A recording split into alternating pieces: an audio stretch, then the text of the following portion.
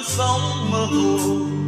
Nếu chúng mình cứ tiếp nối ân tình, điều chỉ cho tâm hồn mình thêm vỡ nát trong giấc mơ dài. Một đời vẫn nhớ đến nhau cho dù có mộng đẹp ước mơ siêu nhau lối đi về. Nhớ đau rằng sẽ giữ mãi trong lòng, câu yêu thương một người càng thêm luyến một thuở bên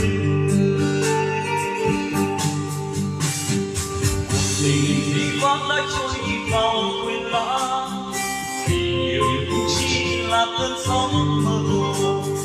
Nếu chúng mình cứ tiếp nối ân tình, yêu chỉ cho tâm hồn mình thêm vỡ nát trong giấc mơ dài. Ngày nào thương một bên nhau, thương đêm chính nguyên tình cầu ơ. Ôi chẳng thật dấu nhưng ân thơ, tay trong tay nhau hẹn ngày mai.